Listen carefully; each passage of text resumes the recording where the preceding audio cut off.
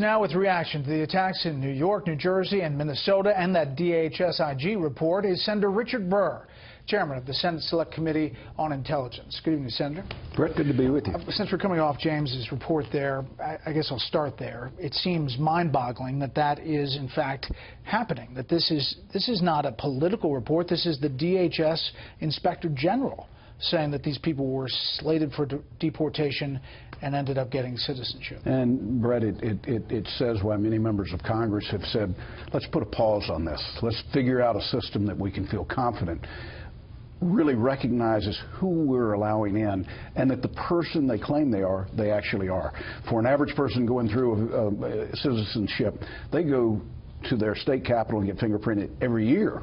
It's hard to believe they'd go back and rely on original fingerprints from years ago. All right, let's talk about what we know about New York, New Jersey attacks and this guy Rahami. Do you believe he was working alone? Complex attack, multiple devices, multiple locations, a tremendous amount of pre-planning had to go into it. Could one person do it? Sure. In all likelihood, in New York City, could you park? Could you pull a duffel bag down 23rd and 27th? Probably unlikely, but right now the evidence leads towards one individual. We're 48 hours into it. We have somebody in custody already. That's phenomenal. We've got devices that are intact. Let the forensics happen. I will assure you, if there are more individuals, we'll find evidence that leads us that way. And there's a tremendous amount of media for the FBI to go through. What about this lone wolf versus organized or inspired? I mean, we paint with these different words, but I mean, it is all terrorism. It is terrorism. America was attacked multiple times. We were attacked in Minnesota, we were attacked in New Jersey, we were attacked in New York. And whether it was inspired, whether it was directed, I can tell you this, that the pressure cookers look like they were matched out of Inspire magazine, which, by the way, was an Al-Qaeda publication. I'm not sure about the pipe bombs, whether there's some unique nature to them, but this has been influenced greatly by terrorists around the world.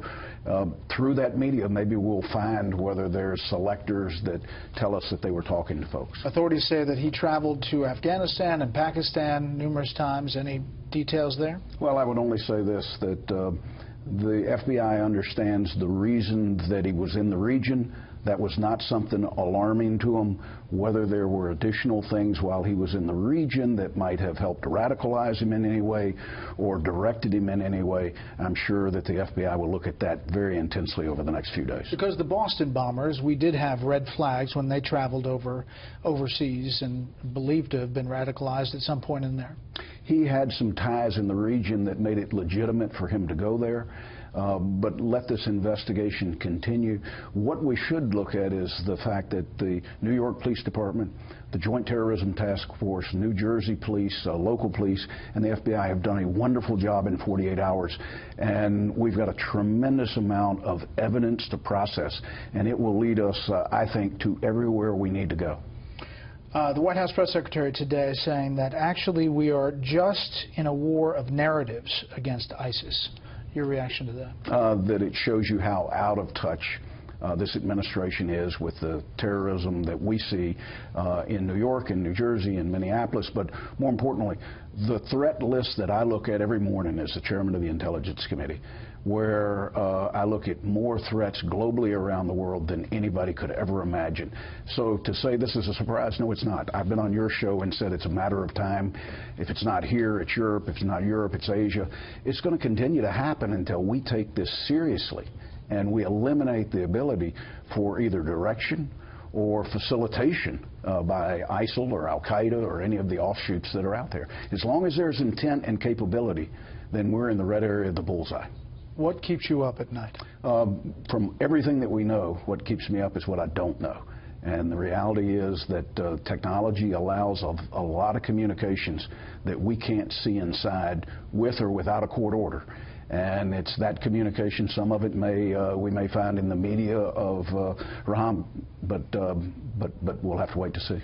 Steve Hayes and Tom Jocelyn, the Weekly Standard, did a really long piece about Gitmo and who is actually leaving Guantanamo Bay, suggesting that there are some pretty bad terrorists that actually have been transferred to the UAE, for example, and other places.